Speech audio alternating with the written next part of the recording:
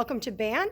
Here is our wonderful band room, which is a little bit emptier than it normally is, but we're very excited that we can at least continue on with virtual band in the meantime until we can all be back here again playing lots of wonderful music. My name is Mrs. San Roman, and I'm the director of bands here at Oswego High School. This is my 15th year teaching, and in fact, this is the only place that I've ever taught. I love Oswego. It's a great town. It's a great school. I live right down the street with my husband and my 3 kids, and there's just a real good reason for that. This school and this program are simply amazing, and that has to do with our wonderful students and our wonderful families. So thank you so much for joining us this year. And yes, it is certainly going to be a different year, but it's going to be awesome. Hi, everybody. Mr. Schoenbach here. And while Ms. San Roman is teaching from the empty and, let's be honest, somewhat depressing band room at the moment, I'll be teaching from right here in my basement with my little battle station set up. And she's absolutely right. This is going to be a year unlike anything we've ever had before. But in the next few minutes, we look forward to teaching you the hows, whats, and whys of how we plan on making this a great musical experience for the students that make up the best band in the land. We have 6 curricular bands here at Oswego High School. The concert band and chamber winds are equal ability freshman ensembles that perform the same music as each other. Symphonic band and symphonic winds are equal ability third tier upperclassmen ensembles that also perform the same music as each other. The wind ensemble is the second upperclassmen ensemble, and the wind symphony is the top ensemble. All the students will have a chance to audition into the wind ensemble and wind symphony if they like, beginning second semester. However, if anyone wants to be in band, they are welcome to be in band. You do not have to take the audition, even though it's highly recommended. There is a band for you. And if you don't do the audition, you will be placed automatically into symphonic band and symphonic winds. Freshmen do not repeat freshman band. So after their first year in concert band and chamber winds, they will definitely move on to one of the upper level bands. As far as expectations of students in our Google Meets environments, students are of course expected to be visible and able to engage in all of our activities. You don't normally think about being visible as being a part of the music experience, but we need to make sure that students are playing with good posture, good finger position, that all of those essentials are in place, because we're not going to be able to hear them play all the time like we would in regular band class. It just doesn't work having them all play at the same time, with students have different internet speeds and some people are on cell phones, some people are on laptops, things like that. So we have to be able to see the students to be able to see if they're at least having those visual things happening. And then, of course, we need to be able to engage with them and communicate with them, ask them questions and get feedback from them and give feedback to them. And that only happens if the students are paying attention, their videos and their mics are both on. If their microphone and camera is not working, and it's a problem that persists, obviously with the internet, things come and go. Even from the teaching standpoint, we've already had a few things like that happen where we've been kicked off a meeting here and there or something like that. That happens. But if it's something that happens all the time, and it's something where the students are not able to engage with us and we're trying to ask them questions and they're not able to give feedback or for whatever the case may be, we might need to consider trying to get a district Chromebook or some other kind of device for them to be on, because we've already had 2 weeks of class go by. There's been a few students that we've barely even seen or heard from in those meetings. So we have to be able to give feedback and get feedback from the students. And to do that, they need to have a device that actually works. So the district does have some Chromebooks that they are letting people borrow, even if it's just for a short-term loan. If you need to get a computer or something fixed or a camera fixed or a microphone fixed, it's better than nothing. It's something that we'll at least be able to see and hear from the students and make sure they're going on the right track. Their instrument should be readily accessible and in view and ready to use. Their materials that we use in class, which typically are our warm-up book, sheet music, which you've already started working on, pencil, music stand, things like that, all of that needs to be set up before we start class. We only have 40 minutes, and of that, some of that's taken up with announcements and giving instruction. So as far as the time to play, we can't waste time trying to get the instrument out. Where's my mouthpiece and this and that? So all that stuff needs to be accessible. I showed you at the start of this video kind of my battle station where I have everything all ready to go all the time. I don't even put this stuff away. I turn off my computer at the end of our teaching day, and when I log back in, I've got everything all ready to go.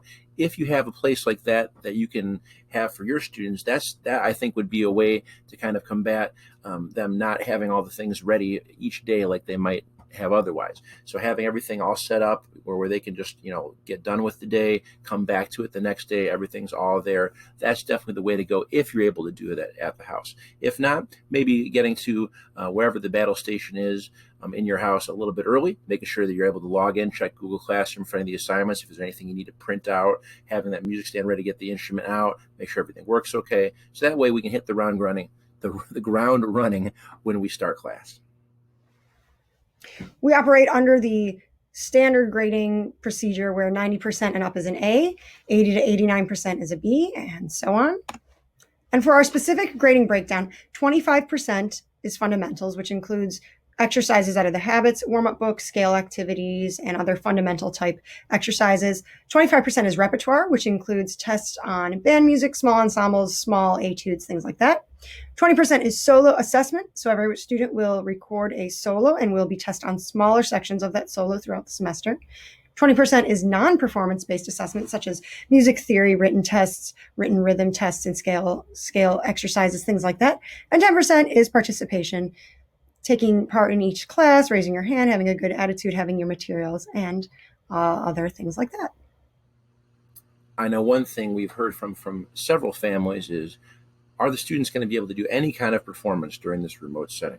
And we're happy to tell you the answer is yes, though they're going to look, of course, a little bit different than they did in our traditional teaching setting there at the school. Some of the possibilities that we're thinking about enlisting this semester are some small group and solo performances. Every student is going to have to perform a solo, and we'll post those maybe on Google Classroom, where students can share those with whoever they want.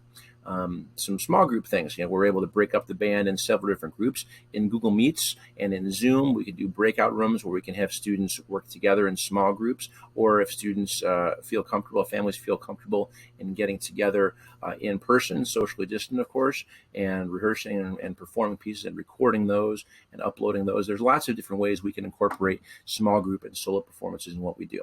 In terms of like our large scale big band pieces, a couple things we're thinking about. If we do return to hybrid or in person at some point, recording the ensemble during the actual school day and putting it up on a Facebook Live or YouTube or some combination of them both, where families were able to see the pieces and hear the pieces that students are working on, maybe recording in the auditorium or maybe even just the band room, and giving the students at least an outlet to put out to the public some of the things that they're working on very hard in the band room. And if we don't get back in person, which, is probably a little bit more likely at this point, throughout first semester anyway, doing some virtual concerts where students record their parts individually and then they splice them together. One piece that we did last year in May is we had our seniors get together and perform and record the pieces individually, and I spliced them all together, and it came out like this.